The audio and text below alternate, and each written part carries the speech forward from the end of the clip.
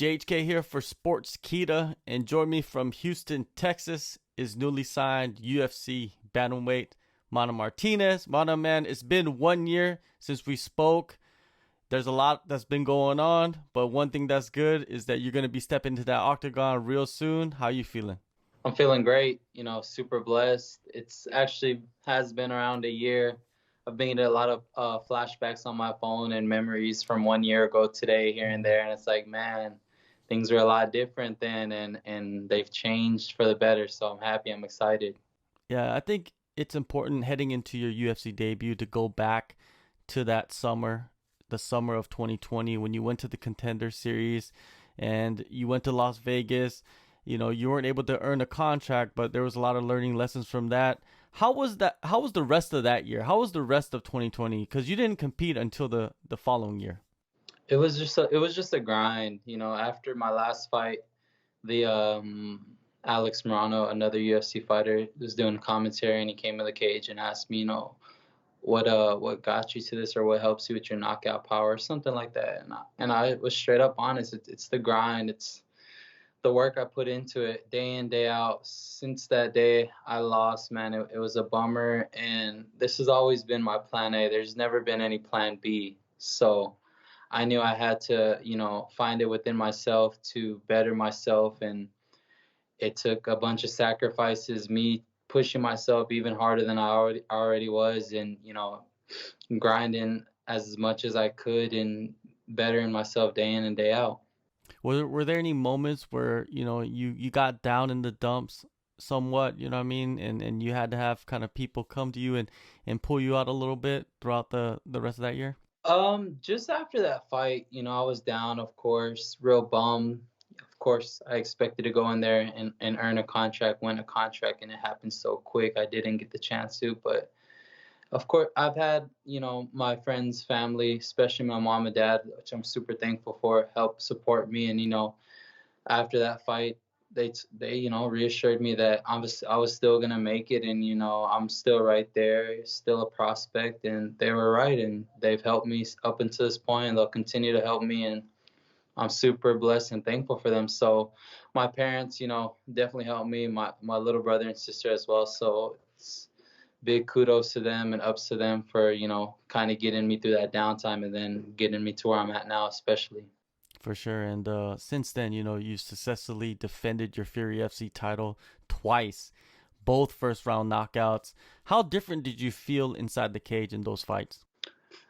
Man, it felt great. That Contender Series fight, I could literally hear a pin drop, and they were so quiet, and I didn't like it, But it's a learning experience, and when I got to come home and fight in front of my friends and family with the a crowd to a minimum capacity, or I think for Dana, when Dana was there, it was a maximum capacity. It was awesome, and that really fueled me and helped me get to the next level. And I know this next fight there will be no crowd, but luckily I was able to help Adrian corner his last fight, so I got to feel out for it again, and seeing how his fight week went, and my fight will be in a couple weeks, so I'll be ready for that. Yeah, speaking of being in the corner with Adrian, it seems like you guys have built this extreme trust in each other, and it showed in between round one and round two when you went in there and the cameras are on you and you gave that speech to him, man. And I was like, damn, that was like some incredible stuff right there, because I know that your coach had gotten sick and you went in there as the replacement. So talk about the bond, man, that you guys have built over there at Metro Fight Club. It's been a very close bond. I think Adrian said after his fight, his post-fight interview, he said, Leo knows me like the back of his hand, and I know him like the back of my hand, and that's pretty accurate. He came towards the end of that first round and was telling me like, man, I'm so much better than that. I'm better than that.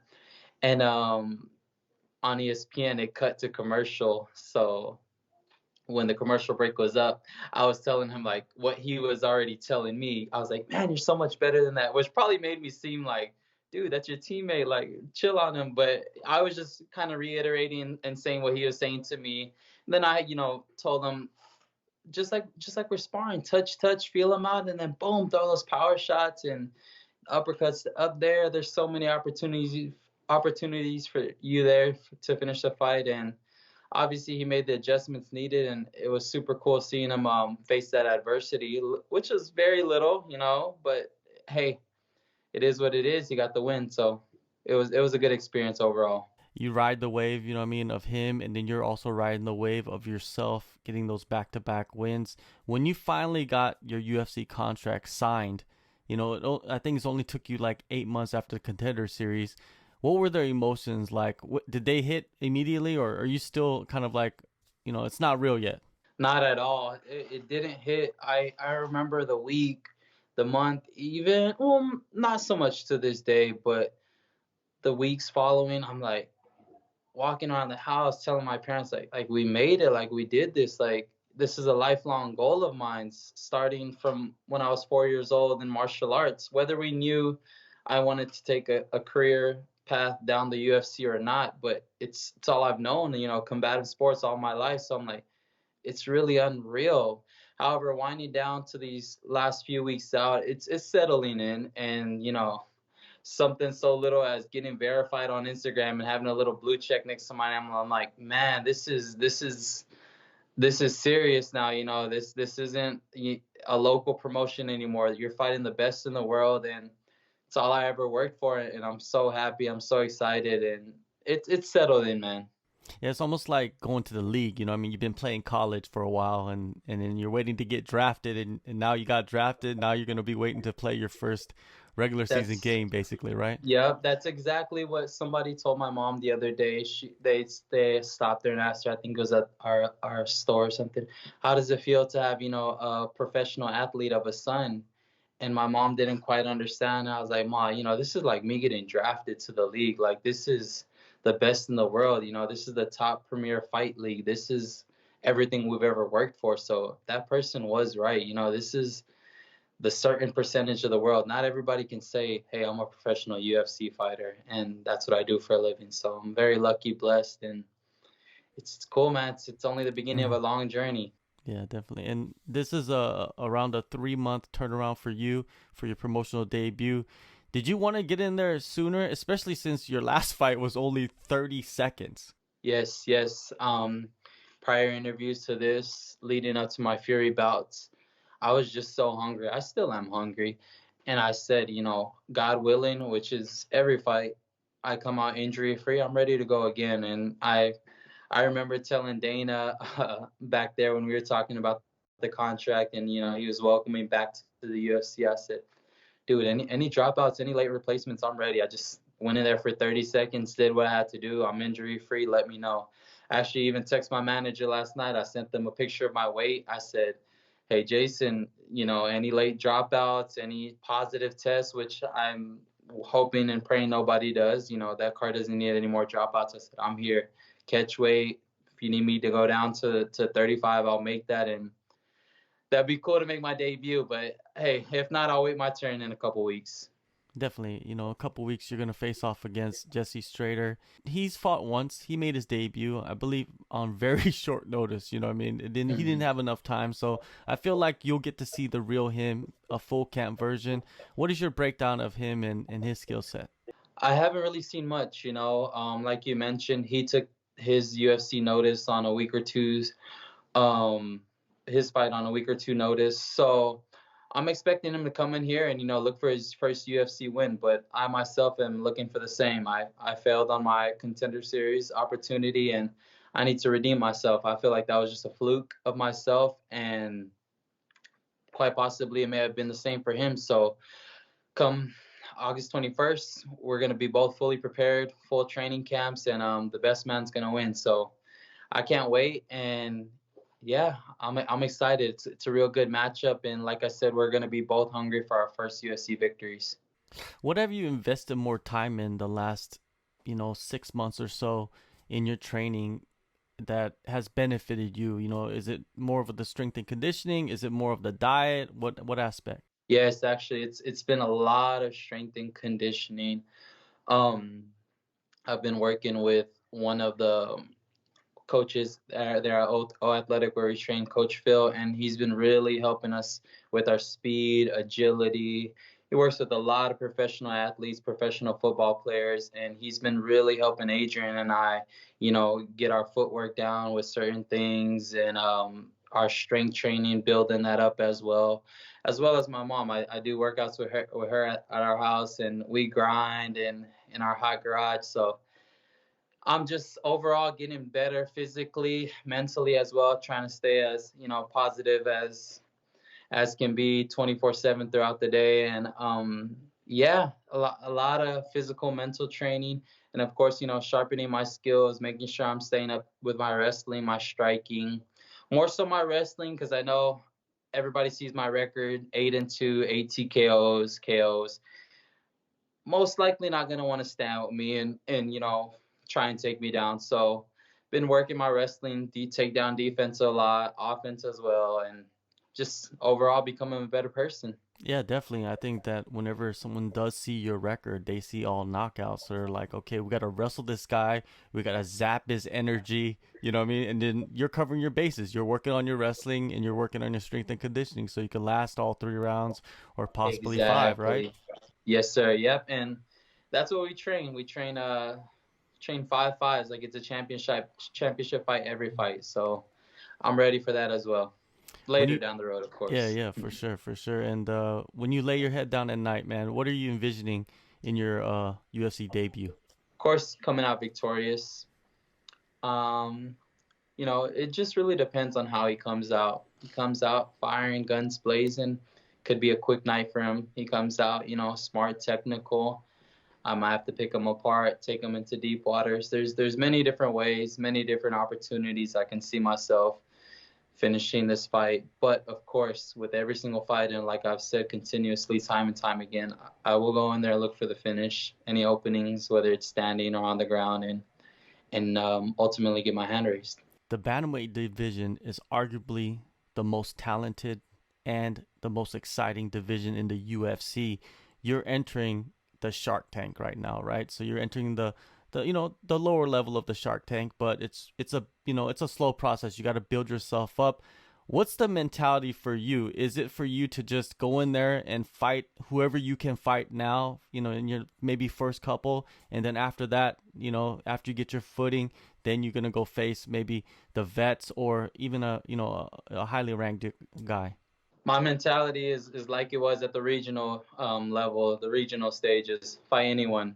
Towards the end of these fights, Eric from Fury's having a lot of trouble finding me opponents, and I said, Eric, bring on anyone, man. That's who I want to fight.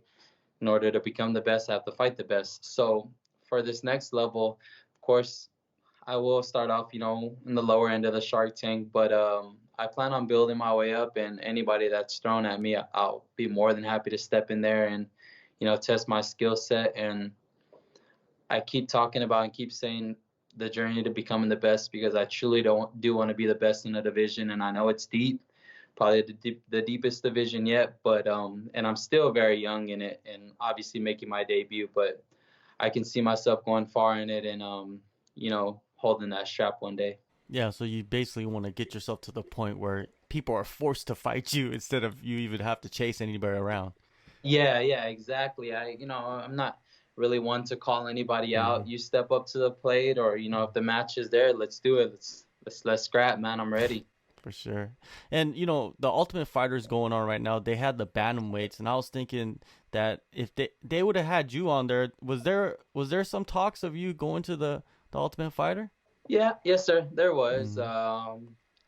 It didn't happen. Everything happens for a reason, and my the destined, for me was to earn my contract in my hometown. But yeah, there was talks. It didn't fall through, which is totally okay. And somebody I fought Yeah. and beat is in the finals, so it's cool to see, and it's also kind of crazy to think, like, man, that nobody's really finishing that guy, and Mana did it in the first round, or yeah, something like that. And he was the reigning defending Fury champ, and he was young. Like, dude, that Mana kid's legit. Then you know what I mean?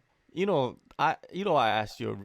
That's why I asked you about the Ultimate Fighter because I know you Yeah, fought Ricky. You know what I mean? I know you of fought course, Ricky, and of course. Ricky's Yeah, heading into the yeah. And it's finals. no worries. So it's wild how the world works, man. How like these guys like you coming up in the regional shows, and they all eventually the cream of the crop make it up to the top. That's what it's about, right? Exactly. The best will find their way, you know, and you stay invested and you continue to grind and you stick with it, you're gonna find yourself where you belong. And that's how I feel what happened with myself and, you know, maybe a little bit of Ricky if he happens to end up winning the whole thing. But yeah, it's everything comes full circle and, you know, oh, this guy fought that guy, this guy beat that guy, lost that guy. So it's MMA is a small world, man. And then of course at the end of the day it's a business. So if we do happen to cross roads again, I'm ready to go, man. A lot of people say, many people say that the flyweights are 135ers that cut down, and you got Cody Garbrandt, who is a former champ at bantamweight, cutting down to 125. You know, and he's making his first trip at that weight. What is your take on the 10-pound difference and its effects on a fighter? I don't really have too much of an opinion on it. Those guys are so small. I don't know. They're not so small, but it's like I think the best example that can be given is when Dillashaw went down to fight Cejudo. You know, he was killing it at 35, looking good, dancing around guys, and then that weight cut kind of took a toll on him. Of course, Cejudo's a monster, an animal, and he just went in there and just ran right through him. And even though TJ was on illegal substances, things, it made no difference. So if I think if you do it the right way with the proper nutrition and you know you make that evolution in your fight career. For example, another good example is Aldo. Aldo's at 45, correct? And he moved down to 35. I feel like he made a good lifestyle change and he looks good at 35 now. His first few cuts or his first one specifically was rough. But I think after that, he kind of adapted, and now, you know, he's making another run at 35. So as long as your nutrition is on point, and of course, you're training the proper way, recovering, taking care of your body, you can have that successful 10-pound difference at a lower weight. And hopefully, Cody does that. He's a good size 35er, and I'm sure 25er he'll look a little bit bigger, and hopefully he rehydrates well. And yeah, so at the end of the day, if you got that good nutrition and just proper healthy recovery and physical treatment, I think you'll succeed. You make a good point because Cejudo wasn't a guy that was knocking out his opponents at 125, and then when TJ went down there, he pretty much clean cold knocked him out pretty easily first round, Yes, right? exactly. You Yeah. make a great point. Yes, sir. All right, now, have you ever thought about going down to 125 or even attempted to go down to 125? No, early in my career when I was like 17, 18 years old, we did talk about it. I thought about it. I'll never forget, and it's no call out to him, and it's crazy because I'm in the UFC now, but I want to say he was either in Houston for one of the cards or possibly fighting, but Jose Benavidez was in town. And like I said, I was like 17, 18, still fighting Amy. And I happened to run into him and we took a picture in the hotel lobby.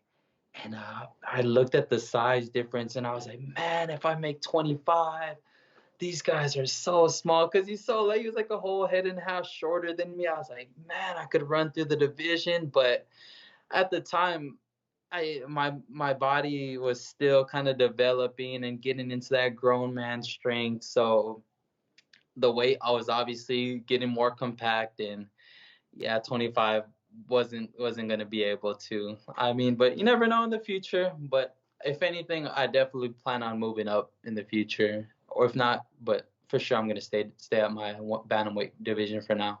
All right, one last thing before I let you go. You know, the What's up? 135-pound division or the title is going to be up for grabs, right? Aljamain Sterling, who is the champ right now, is going to fight Peter Yan. It's the rematch. What did you think of the first fight, and how do you see the second fight playing out? I didn't know the rematch was confirmed, but that's crazy to hear. First fight, I think I was quarantined, so I got to watch it before my fight. And Aljo looked good first round, second round. I don't know how, I forgot how deep it went, but Jan started to catch his timing down, and Jan, it just walks you down. It looks like, man, and he'll stuff any shot you take, or eat any shot you take, or slip move out of the way. So this next time, this next go around, I think Jan will take him out, and I think Jan will finish him probably within 3-4 rounds. If not, he'll grind out a decision. But I don't think Aljo stands a chance, man.